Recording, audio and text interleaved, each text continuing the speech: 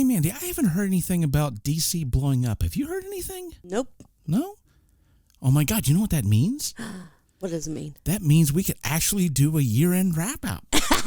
And we're going to do just that on today's episode of the Geek Watch Podcast.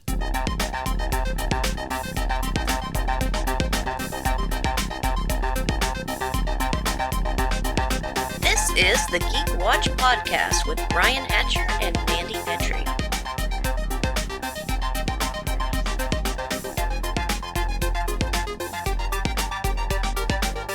Greetings, Geek Watchers, and welcome to episode 177 of the Geek Watch Podcast. I'm Brian Hatcher, and with me, as always, Geek Watch's own resident geek goddess, Mandy Petrie. Happy New Year, Brian. Almost. We're almost there. It will be a New Year's Day this Sunday, and before the next podcast, we will both be a year older. Yes. Because my birthday is January the 1st, yours is the 3rd, so happy early birthday to you. Thank you. Happy early birthday to you. And so we're actually going to do a little bit of a 2022 wrap-up. We're finally going to talk about a few things that we enjoyed this year.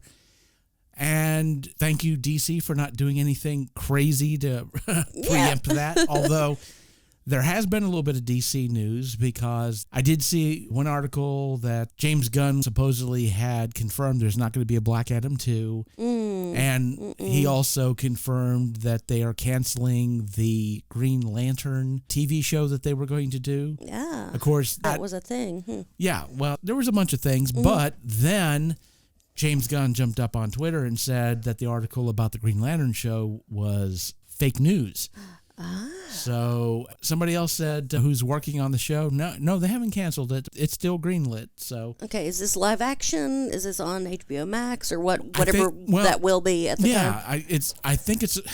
I don't know if it's live action or animated. I thought it was supposed to be live action. It's supposed to be a Green Lantern Corps thing, but everything's up in the air. Apparently, they haven't planned to cancel Green Lantern or the Green Lantern Corps or whatever this is going to be, but James Gunn was quick to jump out and say, no, we're not canceling that yet. But I haven't seen any tweets about him saying anything about Black Adam 2. So as of right now, all we have are a bunch of assumptions. Yes. That's it. So again, assumptions and hopes and dreams and wishes. Yeah, pretty much. But Christmas is over and January's right around the corner, and I hope we'll at least get some idea about what to expect, but we'll just have to wait and see. But we did get a Christmas gift this year. We got a trailer for the new season of Doctor Who. Yes. With someone's favorite doctor sitting at this. So, and one of the greatest companions in Doctor Who history. I feel the same way. So, what do you think of the trailer? Oh, I'm so excited. I don't know these creatures, but I swear there was Mothman right there. Big red eyes and gray looking. I don't know what he is. Maybe he's from Classic Who. Maybe he's from one of the books or something. But whatever he is, he's going to be Mothman in my head from now on. Oh, yeah. I can definitely see that. And when I first got a glimpse, I, of course, thought Mothman, too, because I'm also from West Virginia. Yes, Going back and looking at it, it looks like that this is a race of monsters, I believe, that came from the cartoon panels out of the UK Doctor Who magazine. Oh, like a comic strip kind of? Okay, all right. Yeah. And also the cat-looking creature, I believe, is Beep the Meep, which is also from those comic strips. Aww.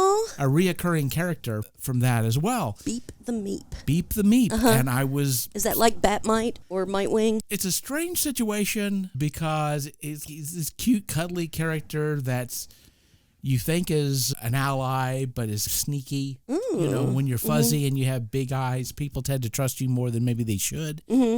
And so... Now, was he created as in the 70s when things got their own cartoons? They got a little anthropomorphic creature that, like, I think the Brady Bunch had a magical dog or something. I never thought of it that way, but yeah. They didn't do an animated series for television, but yeah, that was pretty much what that was. Yeah, that's what I automatically thought of. Or like the A-Team or the Harlem Globetrotters. I think they had some kind of little magic creature, or what it was, the little alien on Flintstones, that thing. Oh, yeah. I'm trying to remember. It's like they had to give you an annoying little character to... Gazoo, wasn't it? The Gazoo, yeah. The Great Gazoo, that's Gazoo, and you had to have some kind of mini annoying character Yeah, something to allow you to jump the shark a little bit. Just a little. Absolutely. Yeah, I will tell you that watching this trailer, you could tell they were saying a bunch of things in it. Like, hey, do you remember when Doctor Who was good? We do. In fact, you remember one of your favorite companions? We did, and there she is. And Russell T. Davies remembers. That's right. Do you remember a continuity? We do, because we're going to continue it. Yes, Donna Noble isn't just going to magically not be in the situation she was before. We're going to continue with the continuity because, hey, there was a time when it was important, and we remember those times. Yes, and we're getting some good comedy out of it, which, the Christmas episodes, which is what I think of when, especially with Donna Noble and her grandpa, and we've sadly lost him since then, but they were really good about the comedy, playing up the funny things going on. So I'm excited about that. Oh, yeah. And we didn't see Bernard Cribbins in the trailer, but he was able to film some stuff. Was he? Yes. I didn't know that. Oh, yes. It was, I think it was literally the last thing he ever did. Oh, my heart. So, yes, we will get our last bit of Bernard Cribbins.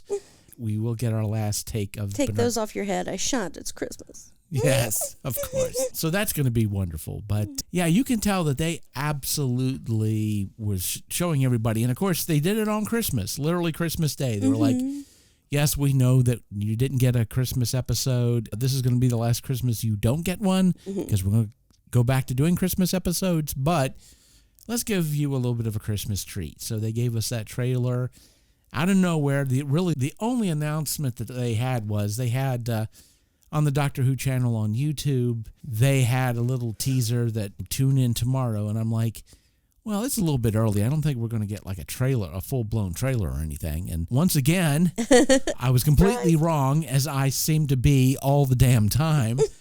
And we got a trailer, and I'm happy. And we also got a little bit of Shooty Gatwa. Little bitty taste. Yep. Little tiny taste. And we had that, and of course, the Barbie trailer to look forward to. Yeah. Hey, that also gave us a little taste of Shooty Gatwa, because he's in that movie, and you see him in the... So many people are in that movie. So many people. So...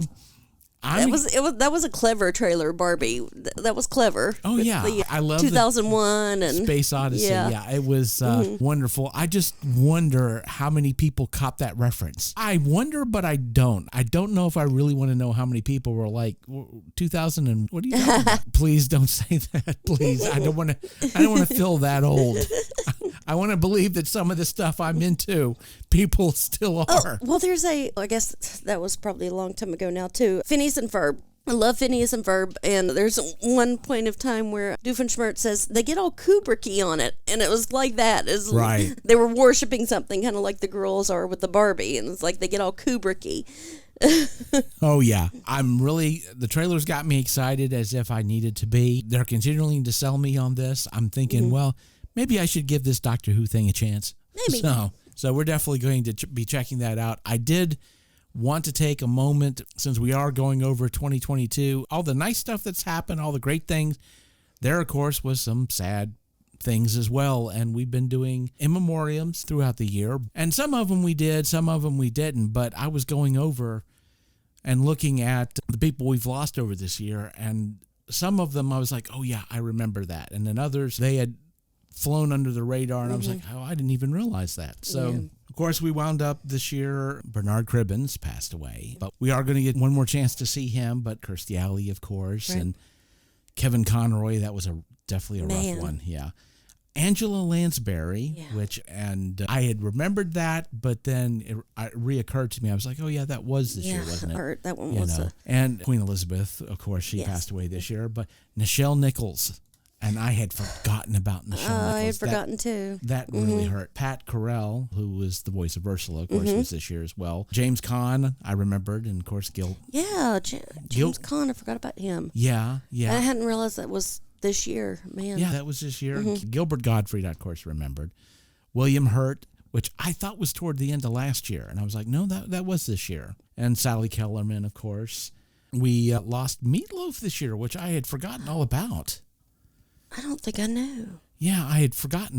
That was toward the the middle of the end of the year, I believe. Oh my God. But I had forgotten about, no, it was towards the beginning of the year, I think. But I had forgotten all about Meatloaf passing away this year. Peter Straub, author Peter Straub, that I did remember. Toward the end of the year, Jason David Frank, who was the Green Ranger, he passed away, sadly. Yes. David Warner, which I remembered, which was toward the first part of the year, and I had forgotten about that as well. And then Ivan Reitman, who he passed away. I don't know if he got a chance to see his son's take on Ghostbusters. I think he may have. I think he did get a chance to see that before he passed away. But of course, the legendary director of the original Ghostbusters and Ghostbusters 2. And it, like I said, it was going over the list of people who'd passed away. And again, it just reminded me of a lot of stuff. But one thing that it definitely reminded me of is that celebrity, it's up for interpretation. Because people who pass away and whether or not they're worth including in your list or whatever, not everybody is as popular. You might, like comedian Gallagher, you might remember Gallagher, and some lists included him. But some forms of entertainment, they don't consider those as much as they do some. And of course, magic happens to be one of them. And this year we lost two absolutely amazing magicians, the amazing Jonathan. Oh. We lost him the first part of this year. I'd forgotten about that. Yeah, and I was really sad to see that he didn't really appear on any of the lists. He was, I consider him one of the most famous magicians, comedy magicians, and he would be, of the modern magicians, people I would think that would be a name people would remember. And it was sad that I didn't see him on a whole lot of lists. Now, who I didn't see on any of the lists who passed away in November that I wanted to bring up, of course, was the man, the myth, the mentalist, Max Maven. He was probably one of the most, no probably about it, he definitely was one of the most important mentalists and magicians of the late 20th century into the early 21st century. Okay. And definitely a role model of mine. I've been very fortunate to have met him a couple of times. Incredible amount of humor and intellect about him. If you've ever seen me do any kind of performing at all on stage as a mentalist or a magician, there are lots of inspired by. There are a lot of homages to Max Maven in there. Okay. Because he was that very intelligent, clever person, and he also invented tons of magical effects that magicians still use today, stuff that I still perform to this day. And a very important name in magic, but because who gives a crap about magic? Most people don't know, but then again, it's rather strange, isn't it? It's like magicians try to keep secrets, and sometimes they do and sometimes they don't, but it's sad to me that some of the greatest secrets of magic are people that are no longer with us. But Godspeed Max Maven again. But let's talk a little bit about TV and movies. Now, on the movie side of things, you don't really go out to a whole lot of movies. No. Before the pandemic, did you? Even then, not much. I would wait till it had been out for a while so the theater wouldn't be too crowded. But yeah, I don't go out a whole lot to movies. Yeah. Have you seen any movies in theaters this year at all that you can think of? When was the Bob's Burgers movie? I watched that in a theater. I'm trying to remember when that was. I think that was this year. Oh, okay. Yeah, I saw that. So you have that one. Of course, I went out to see a few films.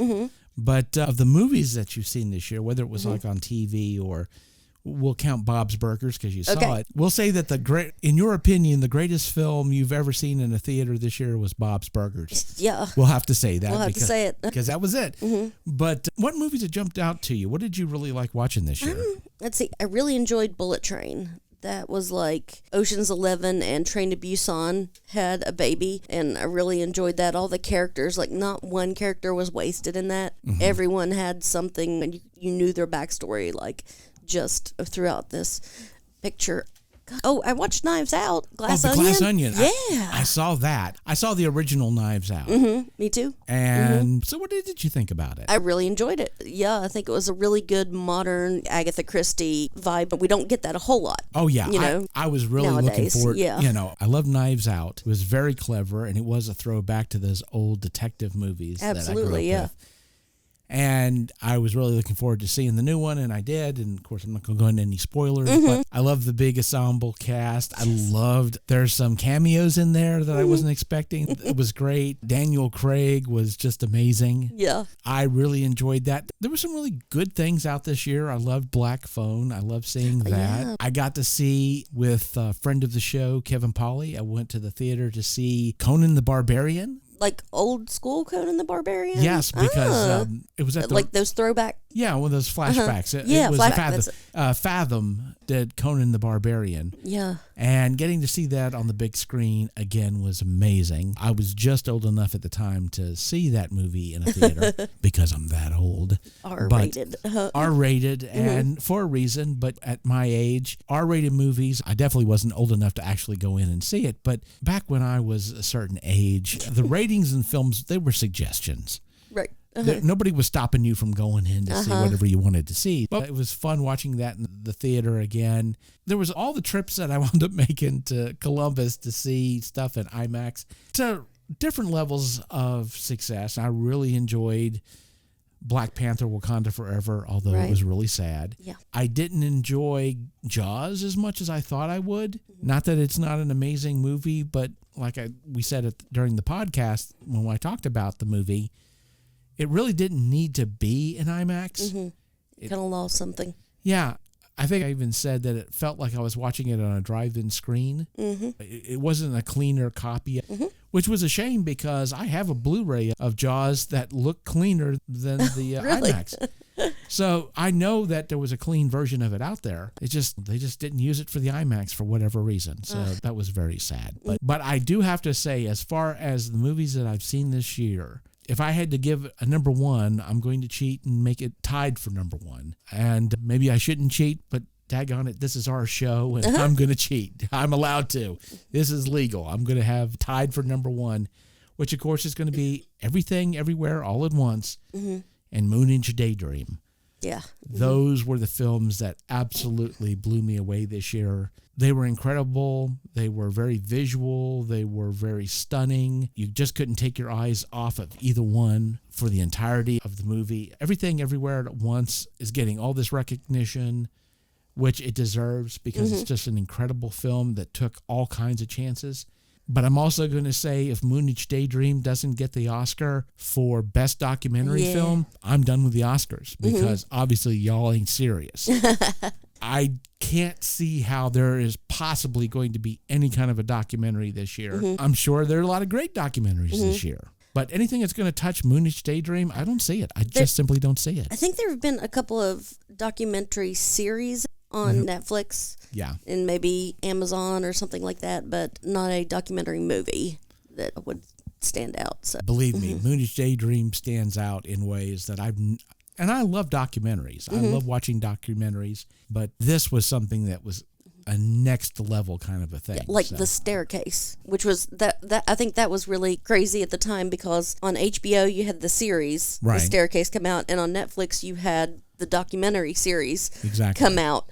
And so seeing those two in tandem was really interesting. And so I guess that could be a contender for maybe a Golden Globe. What did they do for TV? You talk about Emmys. Emmys, thank you. Yeah, they might get Emmys, but I don't think they'd get an Oscar. So yeah, honestly, I don't know what documentary could possibly touch Moonage Daydream. If something else wins, I might be tempted to watch that documentary if I haven't seen it because, okay, so why is this one better? And my thought on it's probably going to be wasn't, and this was a ripoff. Yeah, the political. This was There's not right at all. There's a starman waiting in the sky for his Oscar. That's right, and it deserves it. Absolutely deserves it. But I guess we'll see. But let's talk a little bit about TV. There was so much television. And such good television, too. Amazing. I'm sure there was bad television out there. We're not going to talk about Willow. Well, maybe we'll talk a little bit about Willow because I haven't seen it. You were not very happy with it, but you were hoping it was going to get better. Yeah, and I've gone back. I haven't watched many more episodes, but it still has that same, what I have seen, it still has that same choppy feeling. It's still great acting, great story, great sets, great costuming. Everything is great about it except how they're putting the story together and how it looked visually. Just if you stop a frame, it's beautiful. But once you start moving from here to here, that's where the problem, for me, lies. Other people may not think so, but from what I can understand, what I've seen online and people I've talked to, including friend of the show, Kevin Pauly, you're being nicer to the show than most everybody else is. A lot of what I'm seeing online is like this is a desecration of the original movie. Oh, no. Kevin, you know how Kevin gets. He was really not happy with Willow. I haven't talked to Kevin about Willow yet. Maybe I shouldn't. Just hang on to something when you do. He is not pleased with that show at all. But there was a lot of great television out there that I absolutely was pleased with. And some I've yet to see because I still have Wednesday in the chamber. I haven't pulled the trigger on that one yet, but I'm probably this weekend. I'm going to binge that. I'm going to binge the heck out of that, and I'm looking forward to that. But as I was going through and looking at a lot of the stuff that we've seen this year, I mean, all the Marvel stuff was incredible. I enjoyed it. I love Miss Marvel. I love Moon Knight. It's like, oh, that's right. That was the first part of the year, Moon Knight. Now, where was Loki this year, or did no Loki was last year? But we're getting Loki 2. Yeah, next year. Next year, okay. So. Yeah, we're going to be getting the next season of Loki. Right. But I enjoyed that. I enjoyed the Guardians of the Galaxy holiday special. Yeah, that was probably fun. And She-Hulk. Even though the ending didn't quite hit for me, I still enjoyed the vast majority of She-Hulk. Probably my favorite of all the Marvel stuff had to be the Halloween special, Werewolf by Night. I just loved everything about that. It was nearly perfect for me. I loved the heck out of all of it. But everything on Disney Plus, all the Marvel stuff, I really enjoyed. And some things like Guillermo del Toro's Cabinet of Curiosities, I watched part of them. I haven't managed to get back to watch the rest of them. Right. It's an anthology. It falls into that trap. I can get to it later but everything I did watch of it, I loved each episode that I saw. Yeah. I mean, the thing about it, especially with Guillermo del Toro, maybe I've got the bar maybe a little bit too high. I mean, nothing against like Creepshow, because I love Creepshow. If these were episodes of Creepshow, I think I would have enjoyed them better because Guillermo del Toro, I was expecting something a little more literary. Little Pan's Labyrinth, little... Yeah, a little bit more of that. And you got a little Crypt Keeper. Yeah, it does feel a little bit more like exactly what you say, Tales from the Crypt and things like that, which there's nothing wrong with that. It's just that if you like a sausage pizza and you get a pepperoni pizza, pepperoni's fine, but it wasn't what you were hoping for. Wasn't expecting it. Yeah. Del Toro had Pinocchio, so... Oh, yeah. How was that? Amazing. Yeah? I haven't watched it, but it looked really good. That's what is so weird about this year. I'm glad you mentioned this because we got 2 Pinocchio movies. Yeah. And one of them is being praised to the moon, saying Oscar contender, and not just like for animated or whatever. They're saying it should get the Oscar for Best Picture. Yeah. Guillermo del Toro's. And then Disney had a Pinocchio with Tom Hanks that everybody is just absolutely just... lambasting. They're saying it's the worst thing ever. Well, and I didn't watch it all the way through because I fell into that too. It wasn't bad, but the frame-by-frame Psycho remake with Anne Heche, that's the feeling that you have watching it. Pinocchio shouldn't make you want to kill yourself. I say that in a metaphorical, okay? I'm sorry. Yeah, and nothing against Anne Heche or Vince Vaughn or anyone, but... There was absolutely no point in doing a color version, shot-by-shot remake of Psycho. Right, yeah. Gus Van Sant, I don't know what he was thinking. I think if you talk to him today, he would say the same thing. I don't know what I was thinking. Yeah, and because we've talked about revisiting properties, not necessarily remakes, but revisiting. Like Bates Motel, amazing, but we get something like that. That's why it's okay to revisit properties and do remakes. It's brand recognition, and you can make something good out of it. Yeah, as long as you've got something to say that's original. And change the story, make it really The Fly, of course, and The Thing always stick out to me. Right. You know, but this didn't have anything new to say. Yeah, I compare it to... Yeah, it's literally the opposite of having something new to say. If you're doing a shot-by-shot remake... Like, I compare it to Beauty and the Beast. Since then, it had been on Broadway. They added new songs. They changed the story up, filled some plot holes that people have been talking about for 30 years, and they made Beauty and the Beast a live action that much better. So, comparatively, when you're doing this with Pinocchio and you're not telling anything new, you're not doing anything different, and really the character looks the exact same. Oh, yeah. It's just a CGI. But that was a big Cinderella. We have to make her dress so much... more. It has to stand out. It has to be different than what it was in the animated one. Not that the animated one isn't beautiful, isn't fun, but we change it and we make something different. In this, there wasn't anything different. And yeah, it's been a huge complaint with a lot of the live action remakes of these classic Disney movies. It's like, why bother to do it if you're just going to do a live action version of the same thing? right. But that's the weird tightrope that Disney's having to walk. It's like you're remaking a well-beloved property, but you want to say something new about it, but you've got to walk that line from, it's just the same thing, why even bother to do it? On the one end, who you're falling off from the left-hand side or from the right-hand side, you're falling off by somebody going, wait a minute, Ariel's not supposed to be black. What are you doing? Black mermaids don't exist. Well, white mermaids don't exist. No, Mermaids they don't don't. exist. They don't. And so you got the other hardcore Disney fans who are saying, give the other ones a chance that need to be given a chance. Black Cauldron. Yeah. But to me, Black Cauldron should be a series. Right. Yeah. And so many things should be series that shouldn't have been movies. But that was the big thing. You had a book, let's make it into a movie. Right. It didn't even occur to people to make it into a TV because TV was gimmicky. It was novelty. It was the low rent version. The made for TV movie wasn't like a real movie. Right. Although there was some amazing made for TV movies. But yeah, I would love to see them do a remake of the Black Cauldron, fix some of the issues with it. I could see Tom Holland as the male lead. I would love to see that. That would be amazing. But But going back to TV, they're like Wednesday and Our Flag Means Death. There are a few series I haven't had a chance to watch yet that I'm really looking forward to. But I got to say, as far as the TV shows that really blew me away this year, I'm going to say there's going to be a tie for number one. I realize this might be cheating, but this is our show and we can make the rules, and I'm going to make the rules. So it's not cheating. Once again, tied for first place, although I could definitely see one of them maybe inching ahead by a little bit. I got to say, the shows that really blew me away this year was Interview with the Vampire. Yeah. Incredible. And then Sandman. Yes. Holy cow. And I was waiting for Peacemaker to come up in there, but Peacemaker is definitely...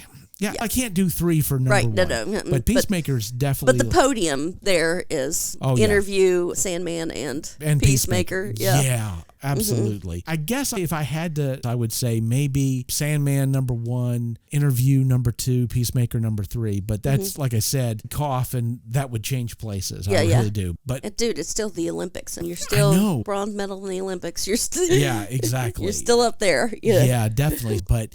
yeah, I really love Peacemaker. It was hilarious. It was unexpectedly good. The heart. Oh, the heart of it was amazing. And again, James Gunn, he just had this ability to take this character that you didn't really like that much for a lot of good reasons from the Suicide Squad, made him an interesting character in the Suicide Squad, and then gave him his own series where you're like, what the heck's the point of that? Why are you going to give this guy a... How'd you make it even better? Oh, James Gunn. Oh, James Gunn. Yeah. You better have the DC's heart. I think that he does. I really do. If he's given a chance, that's going to be the big problem. Are the fans going to give him a chance? Is Warner Brothers going to give him a chance? Who's going to try to interfere with what he's trying to do? So, again, they warned him when he took the job. There's going to be some fun parts about it, but there's going to be some stuff that's not going to be so fun. And we'll keep our fingers crossed for that. But yeah, that was amazing. Interview with the Vampire, I thought it would be decent. But how much better can they make it than the book? They're going to have to change a few things. The book is iconic. Right. Absolutely iconic. And how is the TV show going to fit in? Is it going to fly a little bit below the quality of the book? Is it going to change too much? And there are some things that changed from the book.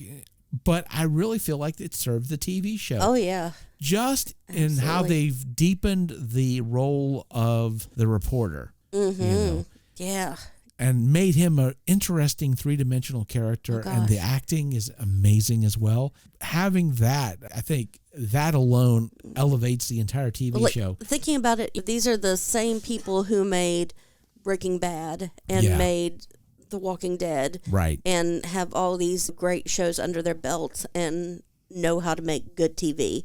How do we take this intellectual property that was made in the 70s and make this beloved property into something, elevate it and make it into good TV? And man, my goodness, did they do such a good job. Yeah, well, I mean, you had this long shadow of the book and also the movie with Tom Cruise. And we've had other versions, but definitely those two were the longest shadows that were cast over the TV show. But wow, I was absolutely amazed. But then you got to look at Sandman. Talk about a daunting task that was, because as beloved and as great a storytelling that was in the comics, and you just go into it, if you're a fan of the comics, going, well, they can't make the comic book.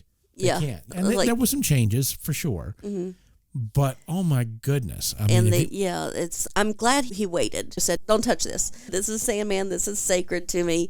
Yep. 1996, they're like, "Let's do." It would have been a Sandman movie. It would have been, gosh, I don't even know at the time. Maybe Tom Cruise would have played Sandman. I don't know. And this, man, it was so good. It was amazing, and I'm so glad we're getting a season 2 because, of course. We talked about this before on the podcast. That was a huge question mark. Yep. But yeah, it was amazing from start to finish. And then just when you thought it was over, they're like, okay, we'll give you one. Yeah. We'll give you one more episode with a couple of standalones, which I thought that they were going to ignore because they don't really fit in. But the fact that they did like a special episode at the end, a hidden episode we didn't know was coming, and you just got an announcement, oh, do you miss Sandman? I'll tell you what, we'll just give you another episode. And I'm like, what? And it was the two standalones, and my two favorite standalones of the whole series. And I think I even told you that Calliope was like the first Sandman story I ever read. Wow. That got me involved in the comic, and then I started buying the old, there wasn't a whole lot of back issues, but I got every one I could get my hands on. And that was the comic that introduced me to Sandman, and then seeing it on the big screen with Arthur Darvill was unbelievable. And Jacoby. Yeah, I forgot his first name, but yeah, he was. Man, it was Hamlet. Derek Jacobi. Derek Jacobi, okay, he was like big for playing Hamlet and everything, and he played the Master. Good, yes, he did. He played Dr. Yana, and and it's Neil Gaiman, I guess, finally entrusting media to bring his work to life, because I think maybe we had Stardust and Coraline up for the longest time. That's all we had. Then Amazon took on American Gods and Good Omens. And I wish we had got the final season of American Gods, so I was disappointed that we didn't get to see that ending. Was that Amazon, or what? I thought that was, wasn't that a Showtime? Maybe it was. Yeah. Oh, okay. That's the biggest issue with a lot of these streaming things, because you don't remember. Because there was somebody who was on Facebook that I knew who was online going, how come they canceled Vox Machina? Vox Machina, yeah. Yeah. Hey, how come Netflix canceled Vox Machina and didn't say anything? How'd they sneakily get past that? And I'm like, wait a minute. Vox Machina, that wasn't on Netflix, was it? No, that was on Amazon. That was on Amazon, yeah. So it was like he was looking for Vox Machina on Netflix and couldn't find it. So they just canceled it and took it off the platform and didn't tell anybody. It's like, and I think he wound up deleting that Facebook post because he found out, oh, okay. Not only that, of course, we did get a trailer for season 2, so that came out as recently as. So it's like, oh, that's right, it's on Amazon. Amazon had Reacher. Yeah. Reacher was a really, I don't want to say surprise hit, but it was really good. It was an established property before with the Tom Cruise movies. Those were really good, so it had something to live up to, and I think they nailed it. Oh, yeah. There was so much good television. There was a sizable amount of bad television as well, but there was just so much good stuff. The biggest problem that we all run into is, trying to remember what channel it's on. And what streaming service do you have to go to? It's okay, that's on Peacock. What the heck is Peacock? Yeah, I don't think I have that. So Hulu. Wait a second. Hulu. Wait a minute. Yeah, Hulu. What are they? Which one is that? It's the green one. That's the green one. Yeah, right? It's the green one. The green one, the red one, the blue one. I don't think I have that. It's like HBO Max is purple. Yeah. I don't think I have Hulu. Wait a minute, you got Disney Plus, right? Did you buy the package? Yeah, the package. Yeah, I got the package. Oh, Hulu's part of that package. No, I had no idea. So that happens very often where it's, oh, that's right, I am part of that streaming service and find something. And I think like Disney is dark blue and Amazon is light blue. Yeah. I think it just depends on the time of day. You don't know how that looks. It's like that dress on the internet. Is Disney blue? Is it blue and gold, or is it white and black, or which one is it? But yeah, there's a lot of things that I'm looking forward to next year. And I'm sure there's a few surprises that are going to pop up along the way, but we're at the new normal and we got this adjustment period where especially Disney and Marvel, they're trying to move more things back onto the big screen, which makes a lot of sense. And we're getting to a place where we're starting to see movies again, although sometimes you're seeing these movies on streaming, like, again, Glass Onion. But trying to figure that balance in a new world, I guess that's what we'll see in 2023. And so with that said, we come to the end of 2022 and the Geek Watch podcast for the year. Thank you for listening, and tune in next time for the latest in geek news and views with the Geek Watch podcast. For Mandy Petrie, this is Brian Hatcher, reminding all the Geek Watchers out there, we're all geeky about something. Be proud of yours. See you in 2023. Thank you for listening to the Geek Watch podcast. If you enjoyed this program, don't forget to like and subscribe on your preferred platform and share this podcast on your social media. For links to all the ways you can listen to the Geek Watch podcast, as well as leave comments and suggestions, visit our website at geekwatch.net. The Geek Watch podcast is a Hanging J production.